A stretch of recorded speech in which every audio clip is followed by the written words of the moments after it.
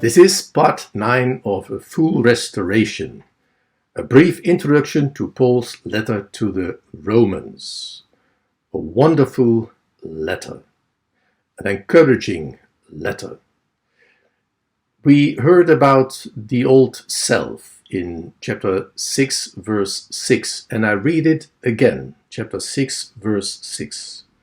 For we know that our old self was crucified with him, so that the body of sin might be done away with, that we should no longer be slaves of sin. And again, verse 14, for sin shall not be your master, because you are not under law, but under grace. Our old self was crucified, this rebel, this corrupted rebel. This is not a matter of feeling, but of knowing, as we heard, for we know. Jesus did it on the cross, and I died in him. God said it in his word, and I believe it in my heart, although I do not always experience it. Today, I like to share a few words about the law, about Romans chapter 7. And this is a very interesting chapter. You can divide the chapter in several parts. Chapter 7, verse 1 to 6, it is about the believer who is united to Christ. To Christ, the new husband. As I told you before in chapter 5, we see the two heads of two families, the first and the last Adam.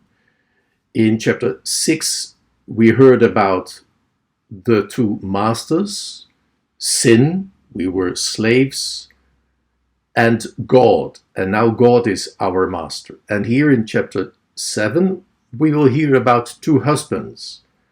The first husband is the law, and the second husband is Christ. So the believer united to Christ, the new husband, chapter 7, verse 1 to 6.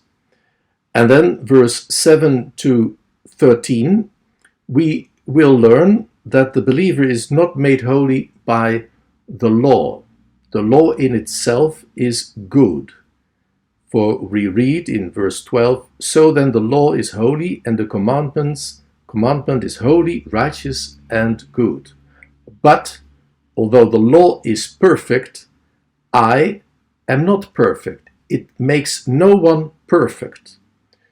The law causes two things, someone said: defeat if you are honest, and hypocrisy if you are not.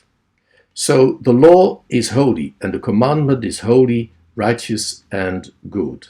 And then chapter 7, verse 14, to the end of the chapter, we learn about the strife of the two natures, and it is trying too hard to be holy.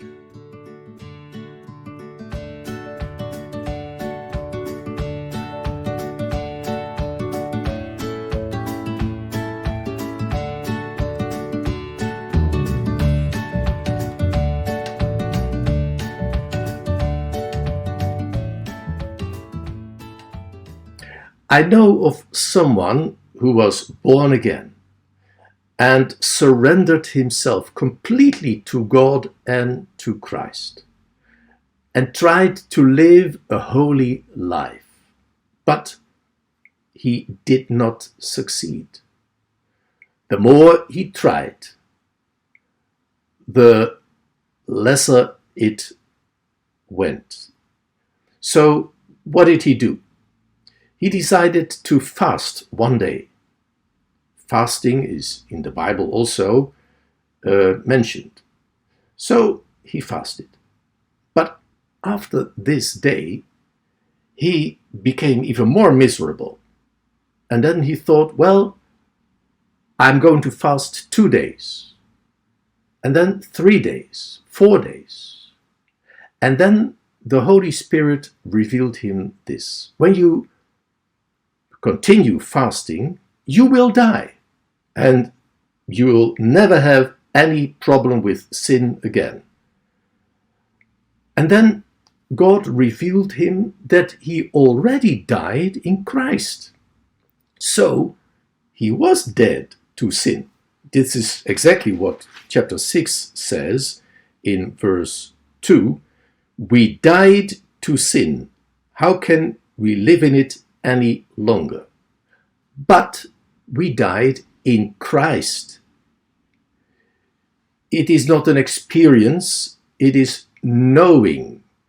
So in chapter 7 we read this same wonderful thing.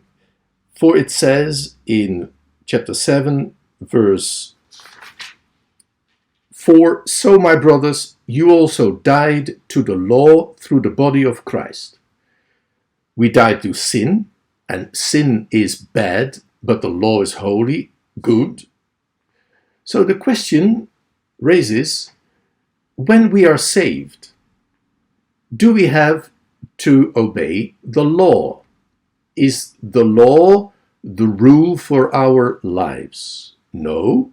So, my brothers, you died to the law through the body of Christ, that you might belong to another, to him who was raised from the dead, in order that we might bear fruit to God.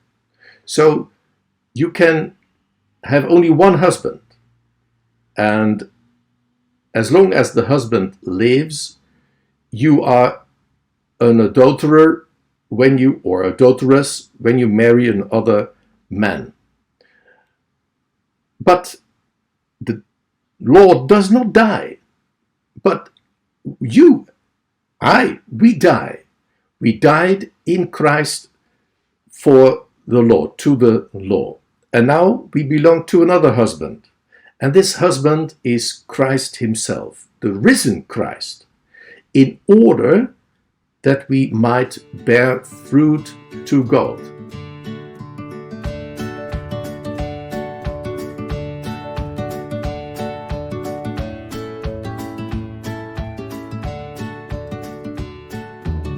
This is all about fruit bearing, chapter 7 and chapter 8.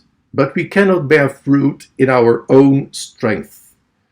Just as I told you about this surrendered Christian that tried to live a holy life but was disappointed every day until he saw that he already died in Christ to the law.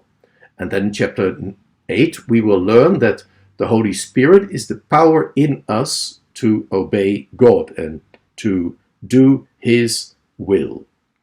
Well, then we see in chapter 7 verse 6, but now by dying to what once bound us, we have been released from the law, so that we serve in the new way of the Spirit and not in the old way of the letter of the written code. So we have a completely other standard, the new way of the Spirit. This is one of the only times that the Spirit is mentioned in chapter 7. In chapter 8 we will hear much more about the Spirit of God.